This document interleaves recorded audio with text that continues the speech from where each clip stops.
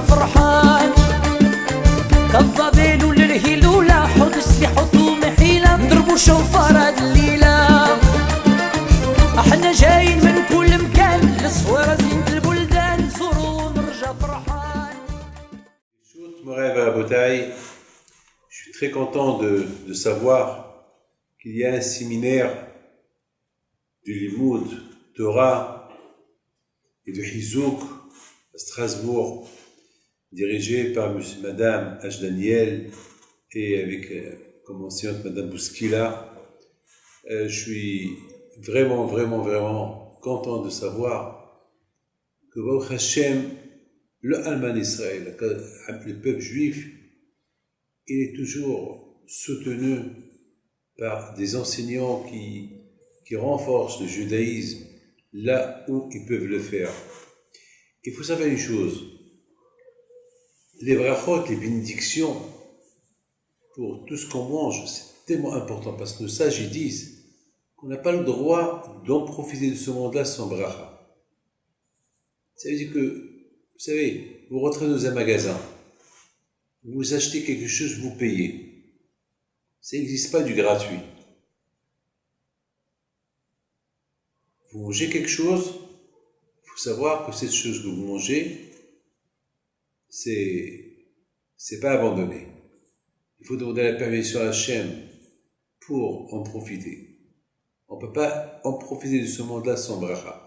À tel point que nos sages ils disent que celui qui profite dans ce monde-là sans bracha, ça s'appelle un voleur. Comme quelqu'un qui rentre à Carrefour, à Auchan, ou il rentre dans un magasin, il prend là-bas quelque chose, eh ben, il est voleur, il s'appelle voleur.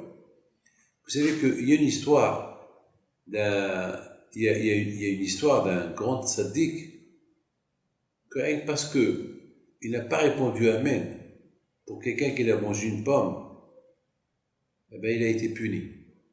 Ça veut dire que non seulement que celui qui mange quelque chose, il doit faire la bracha, mais s'il y a quelqu'un, il faut aussi répondre Amen. Vous savez qu'il y a, si je ne me trompe pas, c'est Rab Chaim Vologine.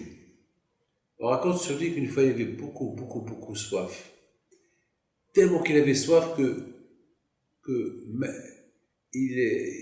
presque il a perdu connaissance. Alors pourquoi il n'a pas bu? Parce qu'il n'y avait personne qui répond Amen. Pour qu'il voit, il faut qu'il fasse la bracha. Et il veut que quelqu'un réponde Amen avec lui, mais il n'y avait pas. Et Hachem, il a fait quelque chose, un miracle.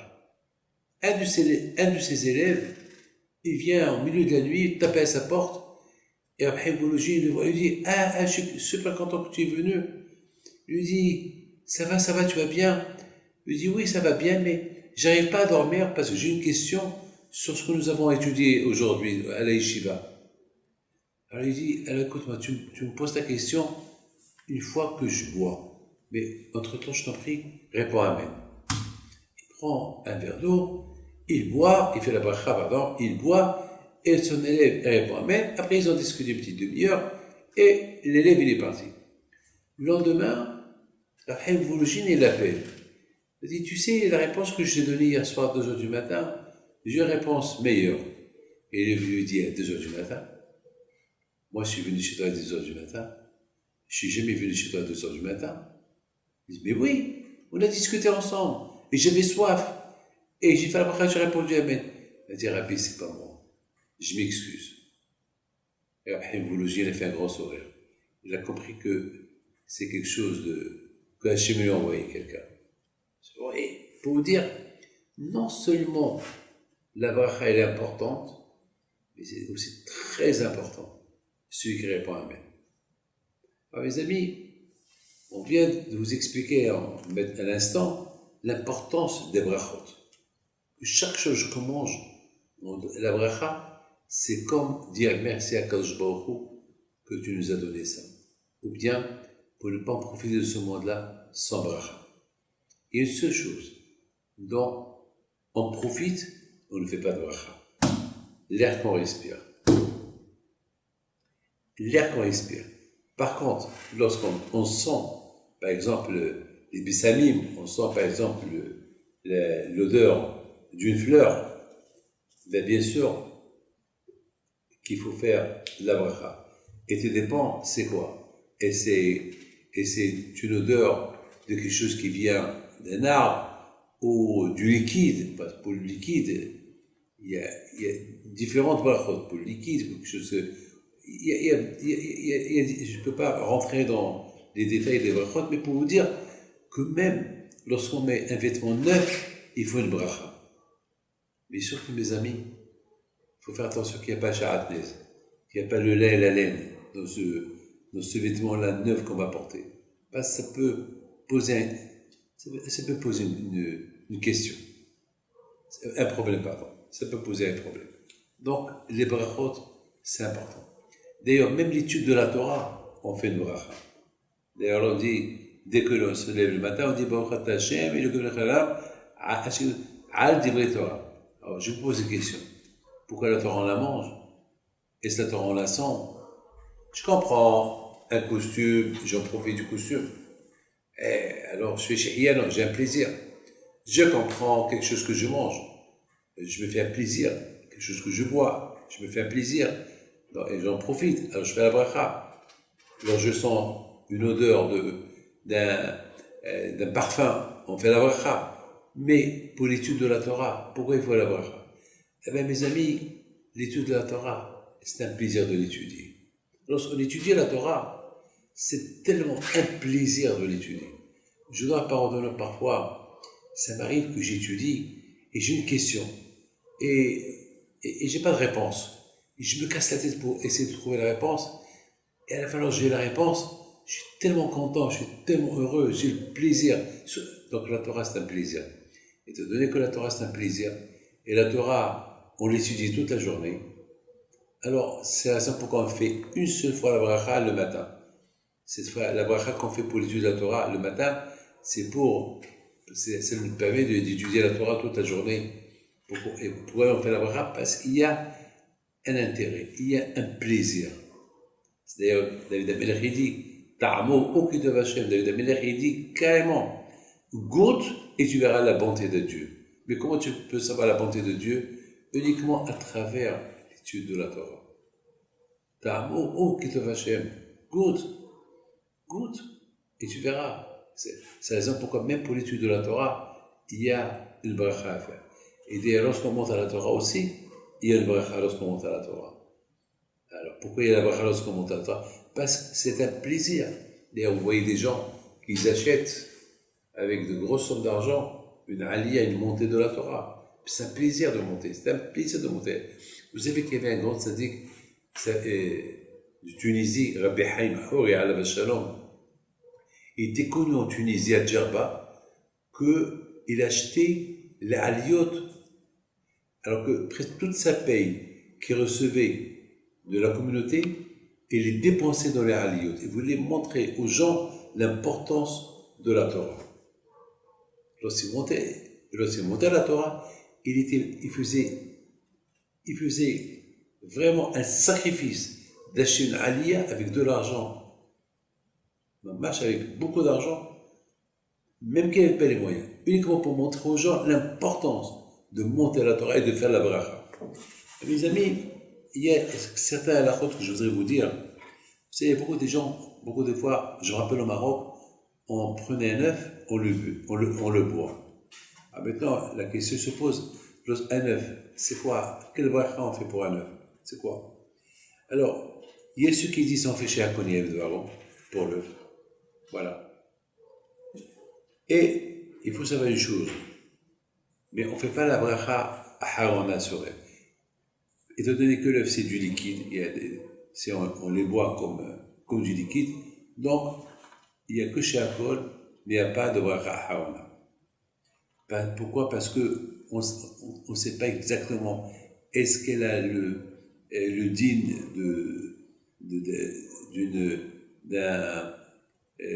d'un œuf qui est un peu cuit ou pas, alors, ou bien est-ce qu'elle a le digne de l'eau, du liquide. Donc, à Kolpanim, on dit ça fait brachot laquelle. Lorsqu'on ne sait pas exactement la bracha, quelle bracha on doit faire pour ça, alors, ça fait brachot laquelle. Alors, Ici, on peut pas inventer une bracha. Mais bien sûr, lorsque tu manges un œuf qui est dur, après ça, pour un œuf dur, tu fais pour des fachotes après. Parce qu'il est dur. Les amis, il y a par exemple, lorsqu'on boit du vin, pour le vin, on fait mais malheureusement aujourd'hui, il y a beaucoup de vin qui est mélangé avec de l'eau. Et beaucoup de fois, on sent qu'il y a plus de l'eau que du vin. Ah, bien sûr, c'est pas du vin, donc c'est péché de faire Boré s'il n'a pas le vrai goût du vin. Il faut faire attention, parce que moi, une fois, je l'ai goûté du vin de tout, on dirait que c'était un jus. On dirait que c'était de l'eau et c'était pas vraiment du vin. Donc, en général, le vin, on fait Boré mais il faut qu'on soit sûr que la majorité du liquide, c'est du vin. C'est pas de l'eau. Mais si c'est beaucoup d'eau, donc on fait chez Akol. Parce que je fais la bracha sur la couleur. Et bien sûr, mes amis, que lorsqu'on boit, on mange des médicaments, pour ça, il n'y a pas de bracha. Pour les médicaments, il n'y a pas de bracha. Si on a besoin de manger, mais maintenant, si c'est un médicament qui est bon et qui a du goût, alors pour ça, je fais chez Akol. C'est vraiment, il est bon, donc il y a chez Akol. Mais en général, les brachas, c'est on les boit avec de l'eau et on fait ni bracha harona, ni bonifach de rabot, ni rien du tout. Bien sûr, mais il y a aussi maintenant, lorsqu'on fait de la compote, des pommes, on dirait que c'est du liquide. Malgré tout, même il y a du sucre et tout, on fait, bien sûr, on fait boré paretz. Parce que c'est du fruit. Même qu'il est. Maintenant, si on mange des légumes, une soupe de légumes, il y a de l'eau et il y a des légumes. Alors, après, c'est bien de manger les légumes, tu fais boré paradama, après tu bois le jus. Et tu fais chez Akol. C'est mieux pour ne pas. Après tout, c'est quand même. Bien sûr, il y a ceux qui disent que le jus où on a cuit des légumes, ce jus-là, on fait pas réparer à la main. Ce jus-là, parce qu'il a le goût des légumes. Donc on fait pas réparer à la main. Mais c'est mieux de manger le légume seul et comme ça, tu n'as pas beaucoup de sphère-côte. Il y a quelque chose que je voudrais vous expliquer. Si maintenant, j'ai un doute sur un fruit, je ne sais pas quel bracha il faut faire. Un doute, je ne sais pas. On verra ça. Maintenant, si je prends une pomme et je fais Boré Adama pour la pomme, alors il faut que je recommence la bracha.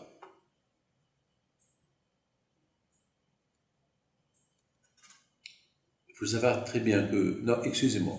C'est par exemple quelque chose qui est poussé par terre, et comme une banane, et je fais Boré pour la banane, donc ça ne marche pas.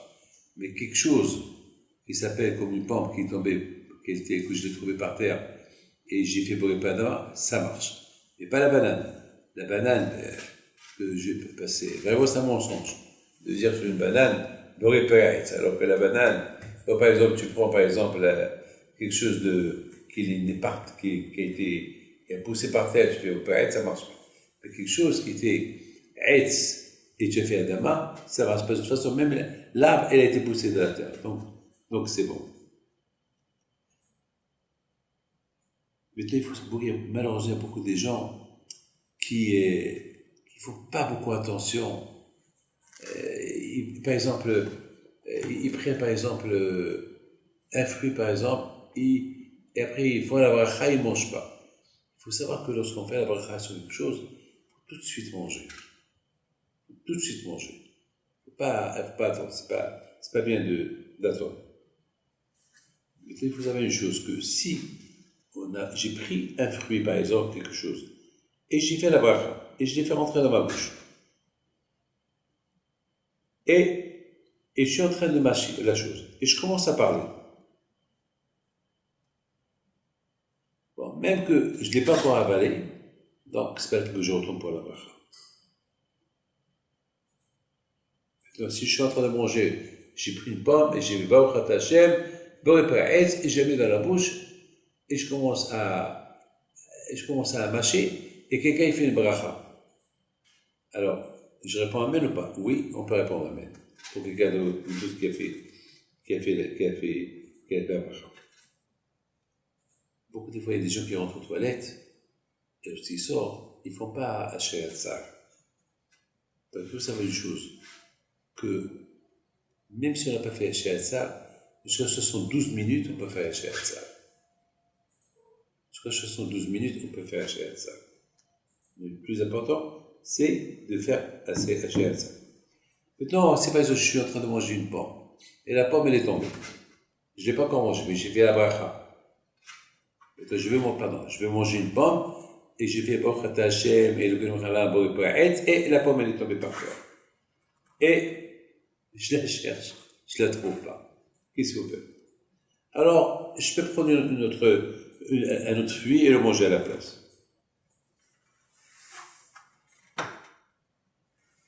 Les brachot, ils sont tellement importantes, les brachot, que David Amelech, alav shalom, à son époque, il y avait, à Chibichon, il y avait une épidémie. Il y avait beaucoup de morts, des milliers de morts.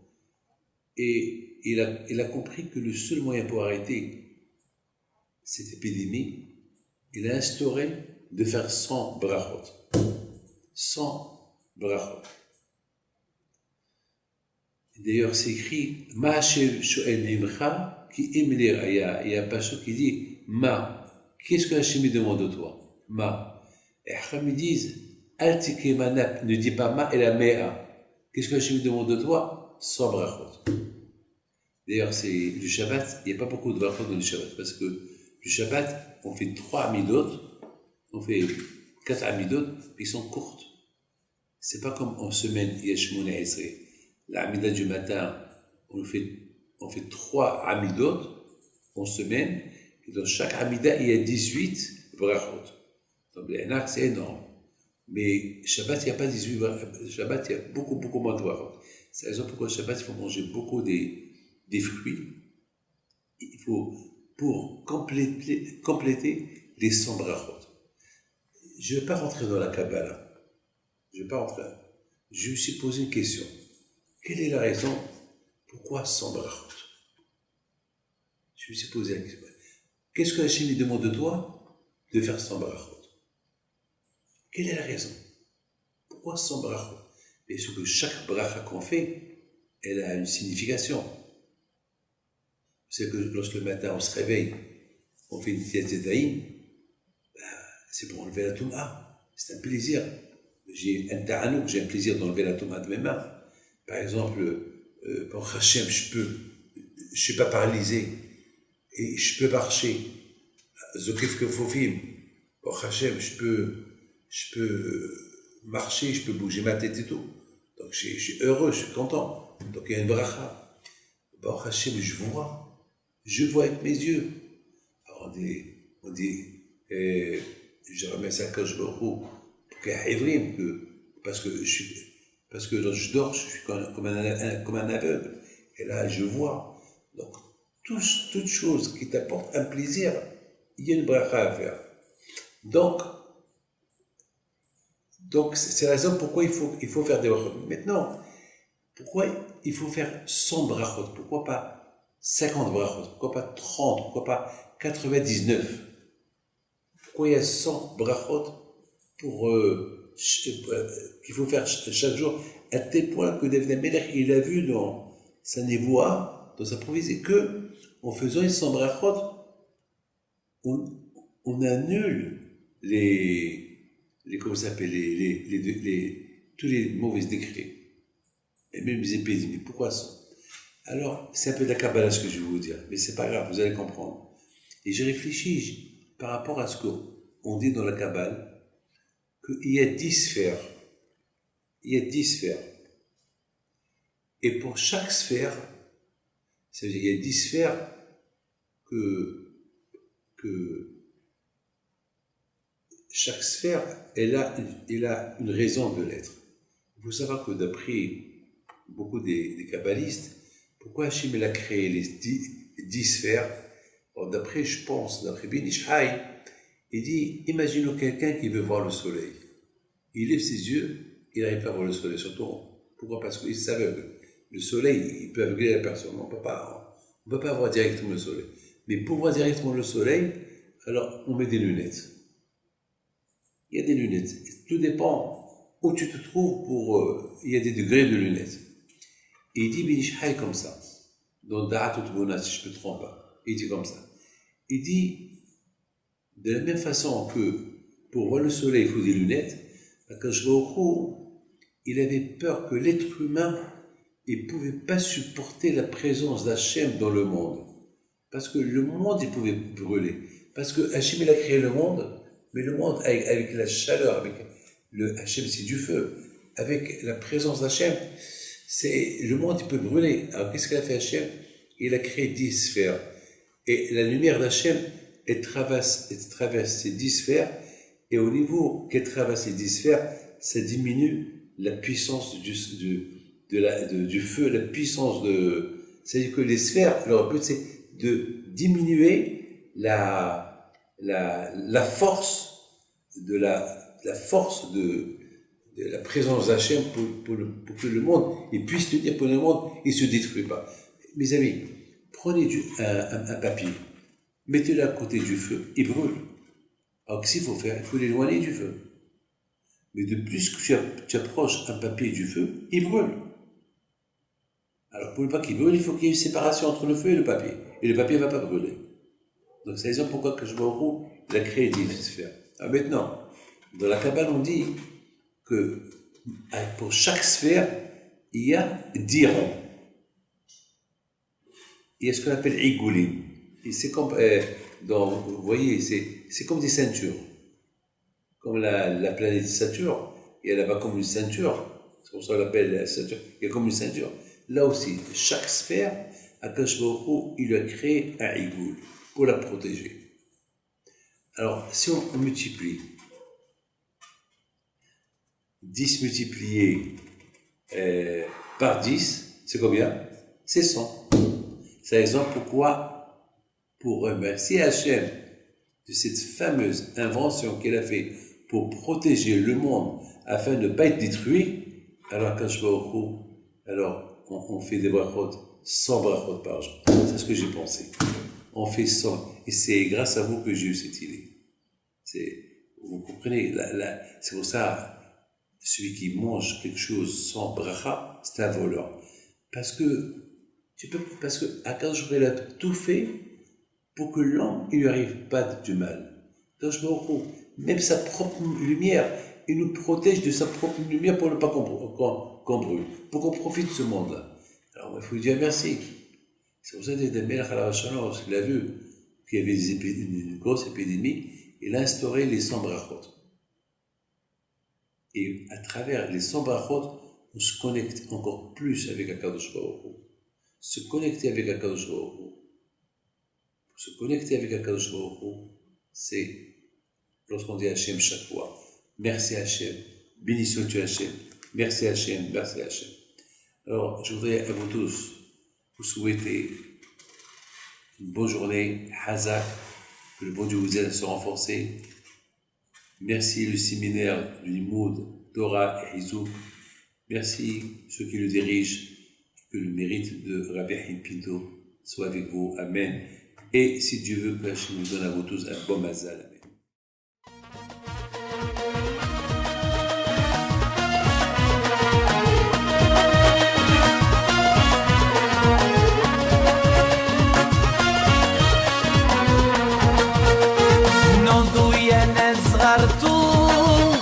على ربيع حيم بنتو وقف لنا زي خو